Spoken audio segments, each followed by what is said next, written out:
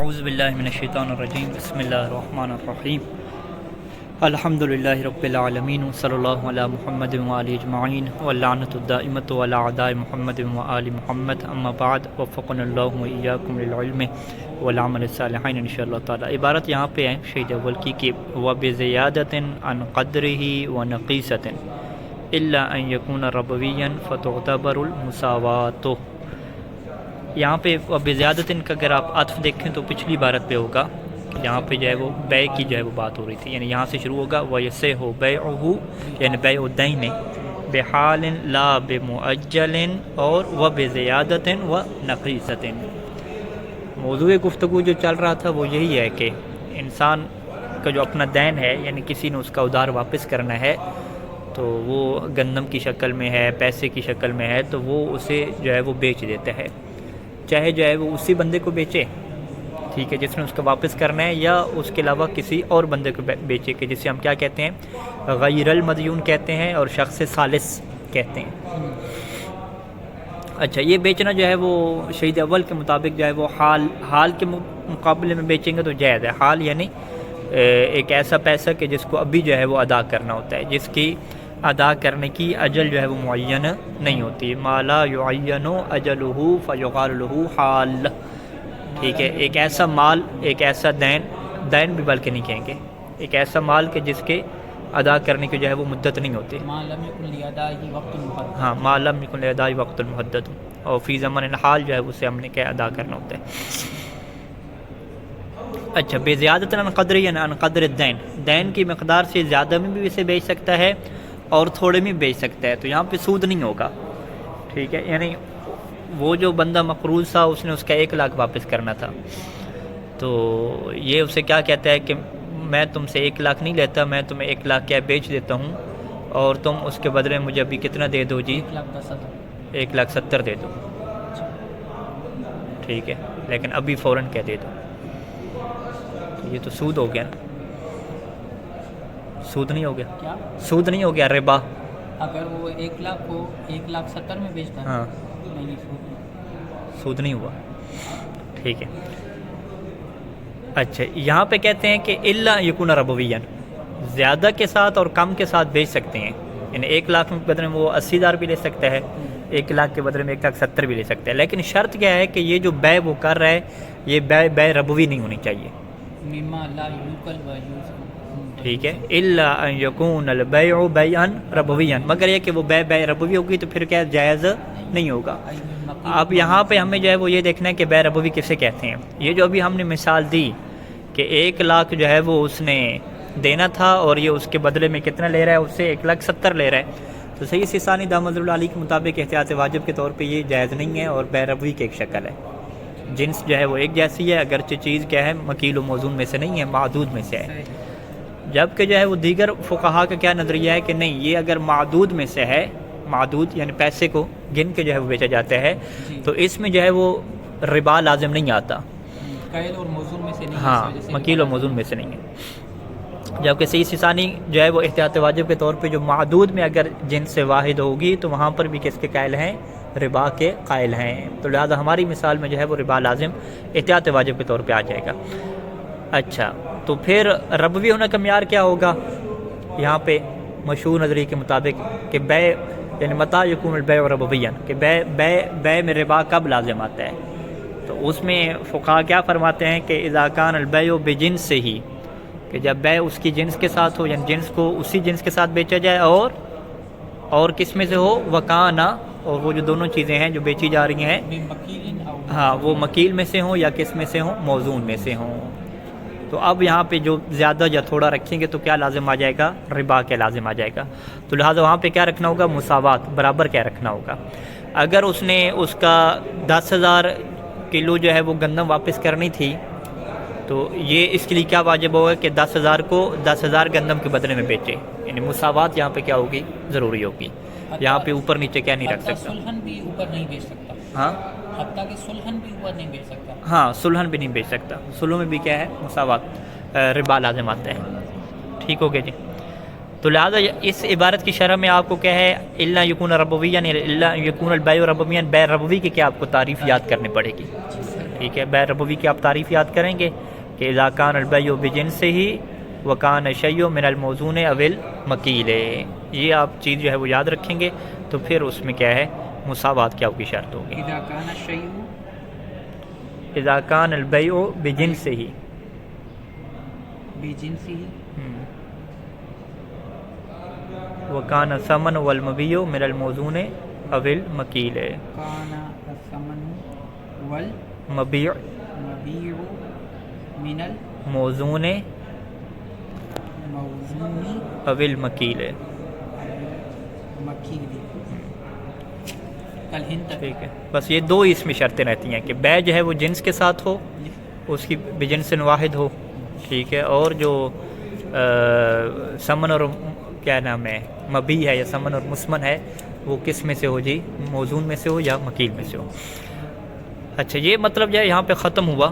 ہم جو ہے وہ نئے مطلب کی طرف جو ہے وہ بڑھتے ہیں. اب یہ جو نیا مطلب ہے یہ تعلق رکھتا ہے کہ اس بندے نے دین کو بیچا ہے تیسرے شخص کو، شخص ثالث کو. شخص ثالث کسے کہتے ہیں؟ غیر المدیون، مقروض بندے کے علاوہ تیسرا بندہ. اچھا، تو اب یہاں پہ جب تیسرے بندے کو اس نے بیچ دیا ہے تو اب تیسرے بندے نے دین خریدا ہے نا، تو اس نے پیمنٹ کر دی. اس نے کہا کہ ہاں بھی مجھے آپ دیجیے آپ چیز. اس نے کہا وہ تو بھی دین ہے، وہ تو فلاں بندے نے میرا کیا واپس کرنا ہے مہینے کے بعد.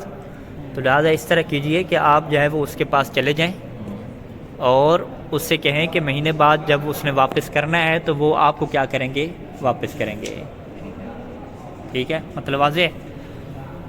مثال یہی بنا لیں، ٹھیک ہے. یہ جو زید اور بکر کیا ہے دونوں آپس میں مدیون تھے، ٹھیک ہے. بکر نے جو ہے وہ زید کا جو ہے وہ 1 لاکھ کیا واپس کرنا تھا. تو بکر نے کیا کیا، زید کو نہیں بیچا، تیسرا بندہ جو تھا علی جو ہے وہ اس کو کیا ہے 1 لاکھ بیچ دیا. اور علی سے کہا کہ تم ایسا کرو کہ مجھے جو ہے وہ 80,000 دے دو اور 1 لاکھ کیا تمہیں بیچ دیتا ہوں. تو نے 80,000 دے دیا اور 1 لاکھ جو ہے وہ اس نے بیچا. اب اس نے کہا کہ بھی 1 لاکھ مجھے دو تو صحیح. تو اس نے کہا کہ وہ تو دین ہے، وہ تو جو ہے وہ زید نے جو ہے وہ میرا کیا کرنا ہے، واپس کرنا ہے. تو لہٰذا آپ کیا مہینے کے بعد جائیں اور زید سے کیا واپس لے لیں. اس سے کیا کہتے ہیں کہ اس نے 1 لاکھ کے دین کو 80,000 میں کیا ہے بیچ دیا. اچھا، اب آپ نے معاملے کو دیکھا کہ اس نے 80,000 کے بدلے میں کیا خریدا ہے، 1 لاکھ کی خریدا ہے نا. 1 لاکھ جی. تو اب قانون تو کیا ہونا چاہیے کہ جیسا عقد ہوا، جیسی بیع ہوئی، وہی اس کو 1 لاکھ ملنا چاہیے. لیکن یہاں پہ 2 روایات ہمارے پاس ایسی ہیں کہ جو یہ کہتی ہیں کہ جب یہ زید کے پاس جائے گا، شخص صالح جو غیر مدیون ہے، تو زید اس سے پوچھے گا کہ ہاں بھئی آپ نے کتنا پیسہ دیا ہے دین کو خریدنے کے لیے. وہ کہے گا کہ 80,000 دیا ہے. تو وہ کہے گا کہ میں آپ کو 80,000 ہی دوں گا.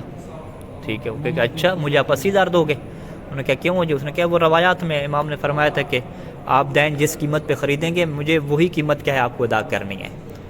تو یہ کہے گا کہ جو ایکسٹرا 20,000 جو بچیں گے وہ کہے گا میرا پروفٹ ہے وہ، ٹھیک ہے، وہ میری اپنی جیب میں کیا جائے گا. ٹھیک ہے جی. تو یہ جو 2 روایات ہیں یہ عجیب ہیں، یعنی قوانین سے کیا ہٹ کے ہیں. خریدا اس نے جو ہے وہ 1 لاکھ ہے اور اس کو مل کتنا رہا ہے زید کے پاس جا کے 1 لاکھ کی بجائے کتنا مل رہا ہے جی، 80,000 مل رہا ہے. ٹھیک ہے جی. تو لہٰذا ان 2 روایات کو جو ہے وہ متن کے اعتبار سے، خود دلالت کے اعتبار سے بھی کیا ہے قواعد کے مخالف قرار دیا گیا ہے. اور دوسرا جو ہے وہ ان 2 روایات کی سند بھی کیا ہے ضعیف ہے.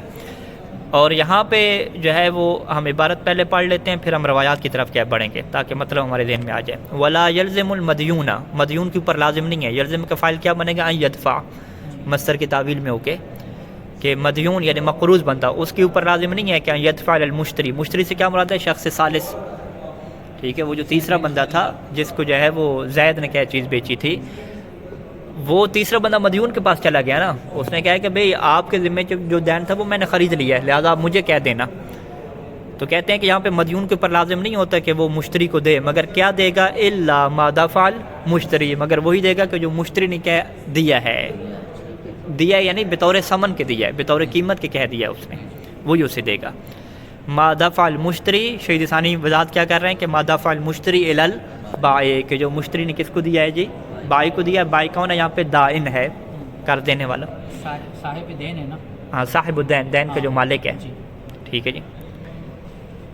علی روایت، اور یہ جو فتویٰ شہید اول نے ابھی دیا ہے، ٹھیک ہے، یہ کس بنیاد پہ دیا ہے؟ تو وہ شہید اول خود اس کی وضاحت کر رہے ہیں کہ یہ جو میں کہہ رہا ہوں یہ علی روایت محمد بن فضیل عن ابی الحسن الرضا، یہ محمد بن فضیل کی روایت ہے امام رضا علیہ السلام سے، جی والی ٹھیک ہے جی۔ اور شہید ثانی کیا فرماتے ہیں کہ وہ قریب منہا، اسی روایت کے بالکل قریب ہے، یعنی مضمون کے اعتبار سے، معنی کے اعتبار سے وہ کون سی روایت ہے؟ روایت ابی حمزہ عن الباقر علیہ السلام، ابو حمزہ کی روایت ہے امام باقر علیہ السلام سے۔ دو روایات ہیں لیکن شہید اول نے فقط ایک روایت کا ذکر کیا، دوسرے کا ذکر نہیں کیا، اور اس کی وجہ کیا ہے کہ وہ ان مختصر علی الاولی لانہا اسرح، کیونکہ یہ زیادہ کیا ہے؟ صریح ہے اور معنی کے اعتبار سے واضح ہے۔ اب ان دو باتوں کو سمجھنے کے لیے ظاہری بات ہے ہمیں روایات کی طرف کیا جانا پڑے گا، اور ابھی ہم زبدۃ الفقیہ کھولتے ہیں اور وہاں پہ جو روایات کو مینشن کیا گیا اس کو کیا پڑھتے ہیں۔ جی پہلی روایت جو آ گئی یہاں پہ محمد بن فضیل کی کیا روایت ہے؟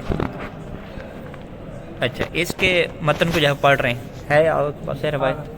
آگا کو دے دیں کتاب، آگا یہ روایت کے اوپر دیکھیے گا، غور کیجیے گا، ٹھیک ہے جی۔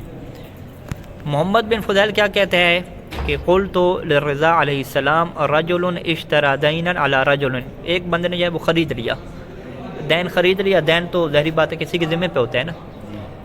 ثم ذهب الى صاحب دین، پھر وہ کس کی طرف گیا؟ دین والی کی طرف گیا، اور یہاں پہ صاحب دین سے مراد کیا ہے جی؟ مدیون ہے، جو کہ ہم نے اس دن بھی عرض کیا تھا کہ یہ جو ہے وہ ہٹ کے ہے نا، متن میں تھوڑا مسئلہ متن میں کیا مشکل ہے، کیونکہ صاحب دین کا مطلب صاحب معنی کیا ہوتا ہے؟ مالک کیا ہوتا ہے نا، تو دین کا جو مالک ہوتا ہے وہ مدیون تو نہیں ہوتا نا، مدیون کو تو وہ پیسہ مل گیا، وہ اس کا وہ مالک ہے، اور اس کے ذمے پہ جو چیز ہے دین ہے اس کا مالک کون ہے؟ اصل میں وہ دائن ہے، دین اس کا مالک ہے۔ بہرحال یہاں پہ متن میں مشکل ہے، ثم ذهب الى صاحب دین یعنی الى المدیون، پھر وہ بندہ جو ہے وہ اس نے دین خرید لیا اور پھر وہ اس کے بعد جاتا ہے مدیون کے پاس۔ مدیون کے پاس کیوں جا رہا ہے جی؟ وہ دین جو اس نے خریدا ہے وہ اس نے لینا ہے، پیمنٹ تو اس نے کر دی ہے۔ فقال له، اور اسے کہتا ہے کہ ادفع علیہ، مجھے وہ دے دو، ما وہ پیسہ کہ لے فلان علیہ کا، جو فلاں بندے کو کہ آپ نے دینا ہے، فلاں بندے کا آپ کے ذمہ پہ ہے، وہ مجھے دے دو۔ کیوں جی؟ فقد اشتریتہ، کیونکہ وہ چیز میں نے خرید لیا، منہ اس فلاں بندے سے، فلاں بندے سے وہ میں نے خرید لیا ہے، لہٰذا اب کیا مجھے دینا۔ تو یہ امام رضا علیہ السلام کے سامنے اس نے کیا یہ معاملہ رکھا۔ فقال، تو امام علیہ السلام کیا فرمائے کہ یدفع علیہ، یعنی یدفع المدیون الیہ یعنی الی ھذا الرجل، کہ وہ جو مدیون ہے وہ اس بندے کو دے گا، کیا دے گا؟ قیمت ما دفع الی صاحب دین، اسی کی قیمت دے گا کہ ما دفع، کہ جو اس نے دیا ہے، کس کو دیا؟ الی صاحب دین، یہاں پہ صاحب دین صحیح معنی میں ہے، صاحب دین یعنی جو دین کا مالک تھا، جو دائن تھا، اس میں فائل بائی جو تھا، اس کو جو اس نے قیمت چیز دی ہے اسی کی کیا دے گا؟ قیمت دے گا۔ اچھا وہ قیمت تو دے گا، اگر وہ قیمت تھوڑی ہوئی تو پھر باقی جو بچ جائے گا وہ کہتے ہیں کہ وباری الذی علیہ المال من جمیع ما باقی علیہ، قیمت دینے سے نتیجہ کیا نکلے گا کہ الذی علیہ المال، وہ بندہ کہ جس کے ذمہ پہ مال دینا ہے اس کا ذمہ بری ہو جائے گا، من جمیع ما، تمام اس مال سے بری ہو جائے گا کہ ما باقی علیہ، جو اس کی بر باقی ہے، بس وہ اسی کی قیمت ادا کرے جو مشتری نے اس کو دی تھی، تو باقی جو بچ جائے گا وہ اس کا اپنا۔ اچھا دوسری روایت جو اس کے قریب تھی وہ ابو حمزہ کی تھی، اس میں پہلا راوی تو وہی محمد بن فضیل ہے، لیکن محمد بن فضیل نے ڈائریکٹ امام رضا علیہ السلام سے روایت نقل نہیں کی بلکہ ابو حمزہ سے نقل کی ہے، اور ابو حمزہ یہ کہتا ہے کہ میں نے سألت ابا جعفر یعنی امام باقر علیہ السلام سے سوال کیا، عن رجل، ایک بندے کے متعلق کہ کان لہو علی رجل دین، کہ جس کے لیے جو ہے وہ کیا تھا جی؟ ایک بندے کے اوپر دین تھا۔ فجاء رجل، اور اس کے پاس کیا بندہ آتا ہے، فاشترى منہ بعرض، اور وہ اس سے خرید لیتا ہے، بعرض کوئی سامان دے کر، کوئی متاع، بعرض یعنی متاع، سامان دے کر وہ خرید لیتا ہے۔ ثم انطلق الى الذي علیہ دین، یہ دیکھیں متن ٹھیک ہے، اس میں کوئی ایشو نہیں ہے، پھر وہ چلا جاتا ہے اس بندے کی طرف علیہ الدین جس کے اوپر دین ہے یعنی مدیون۔ فقال، اور اسے کہتا ہے کہ اعطنی ما لفلان علیک، کہ مجھے وہ دے دو کہ جو تم نے کیا ہے فلاں کو دینا ہے، فانی قد اشتریتہ منہ، کیونکہ وہ چیز میں نے اسے خرید لی ہے۔ تو راوی نے کیا سوال کیا کہ کیف یکون القضاء فی ذلک، اس میں وہ کیسے ادا کرے گا؟ فقال ابو جعفر علیہ السلام یرد الرجل الذی علیہ الدین مالہ الذی اشتری بہ، کہ وہ جو رجل ہے علیہ الدین جس کے اوپر دین ہے یعنی مدیون، وہ رد کرے گا مالہ، اس کا وہ مال رد کرے گا کہ الذی اشتری بہ من الرجل الذی لہ الدین، اسی مال کو رد کرے گا کہ جس مال کے ذریعے سے اس نے خریدا ہے اس بندے سے کہ الذی لہ الدین، کہ جس کے لیے کیا تھا؟ دین تھا.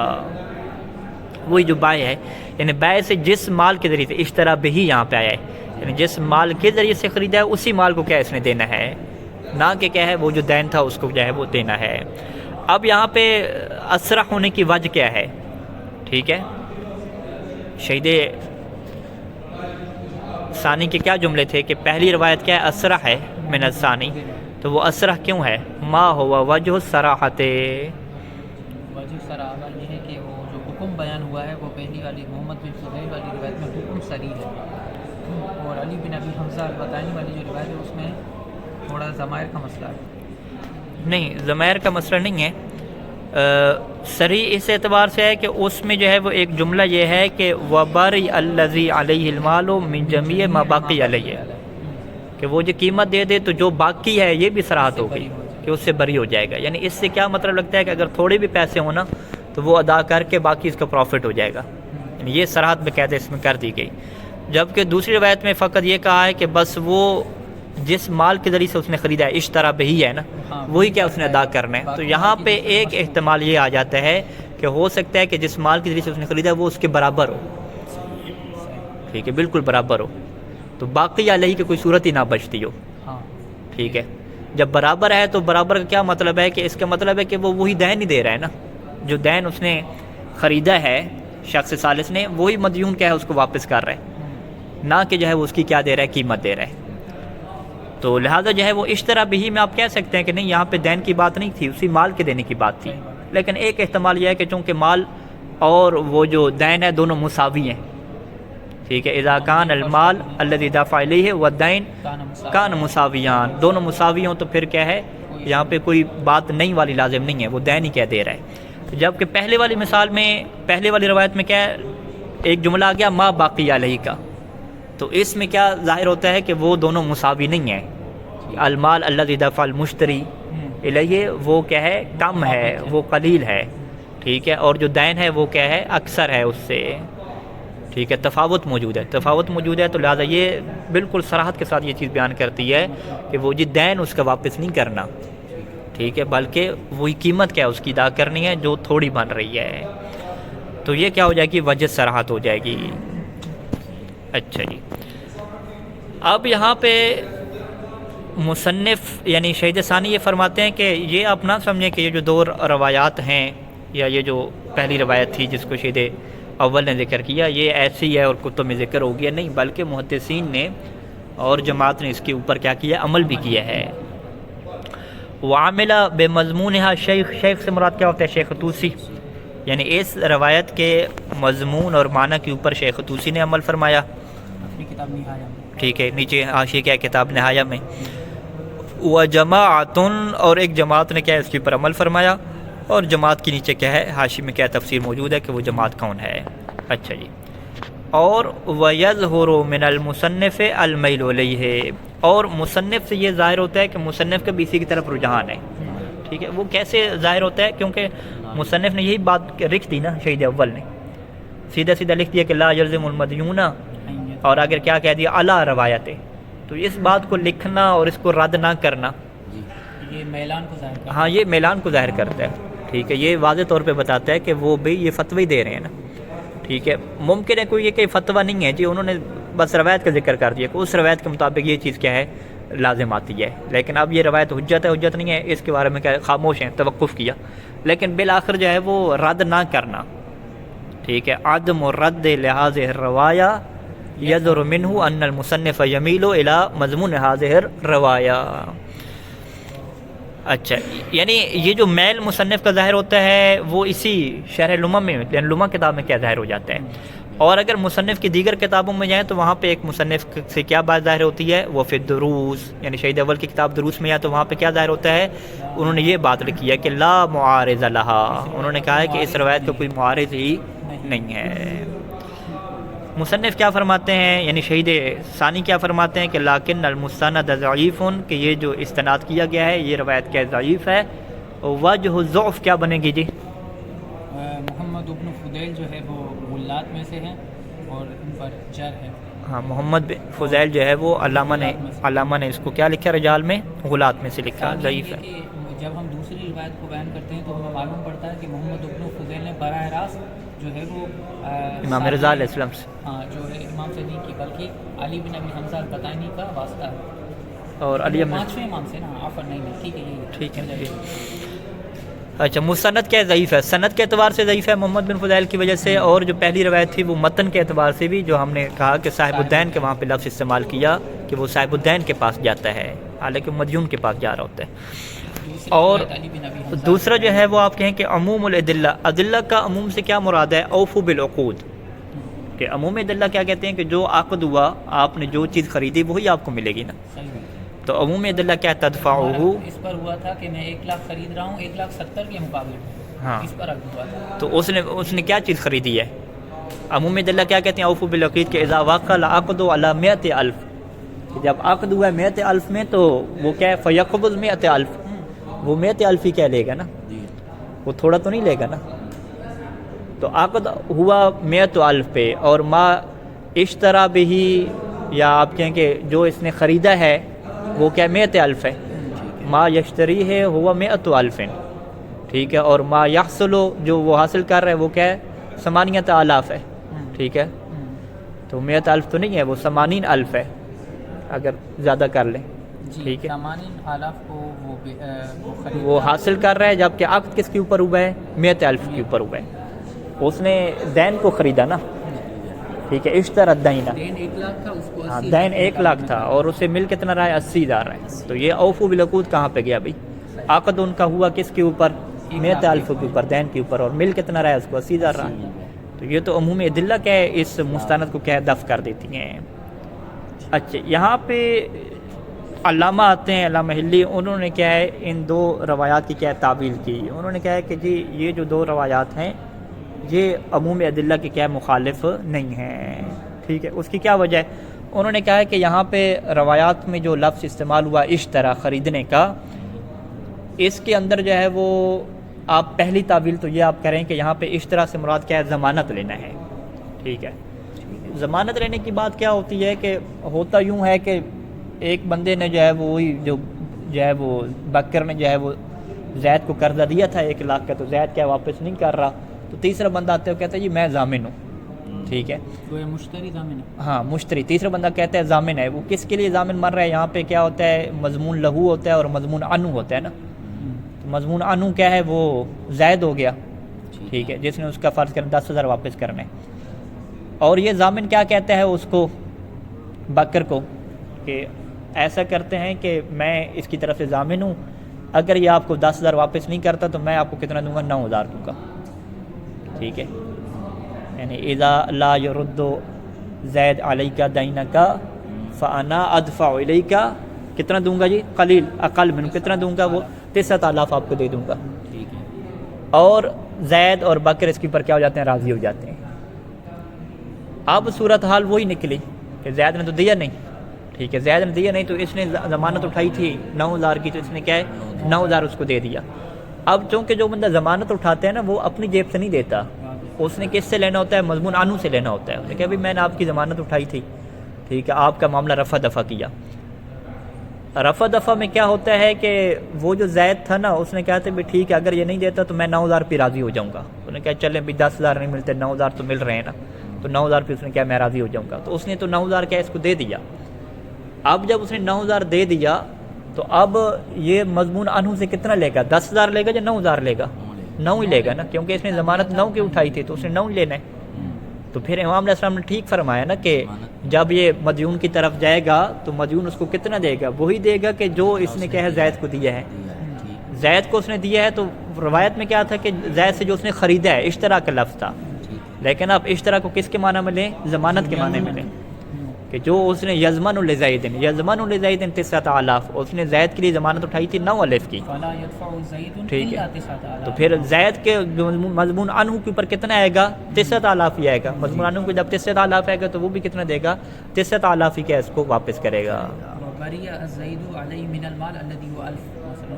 ہاں زید کا ذمہ تو بری ہو جائے کیونکہ اس نے تو ضمانت کے اوپر راضی ہو گیا تھا نا زید. تو وہ الف کہاں پہ جائے گا یہ سوال ہوگا نا، وہ نقص کہاں پہ جائے گا؟ تو ہم کہیں گے وہ اس کا ذمہ بری ہو جائے گا. کیوں بری ہو جائے گا؟ کیونکہ ضمانت کی وجہ سے زید راضی ہو گیا تھا ضمانت کے اوپر نا. واضح ہے؟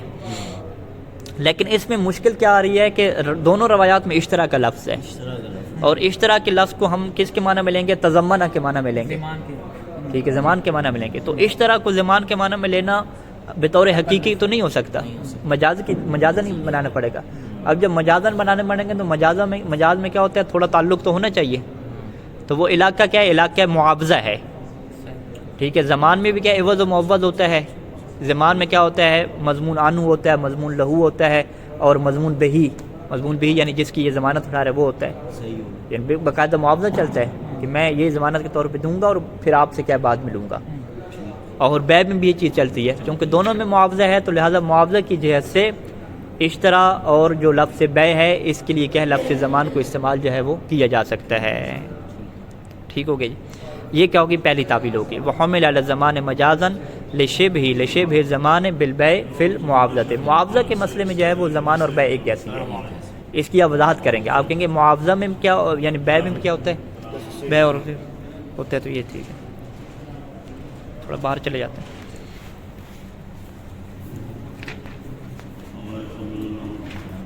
یہ 8 ہو گئے ہیں، کافی چلیں 8 ہو گئے ہیں تو انشاءاللہ کل تھوڑا یہ پہلی تعبیر. اللہم صلی علی محمد وعلی محمد، پھر دوسرا پھر کریں گے آگے سے.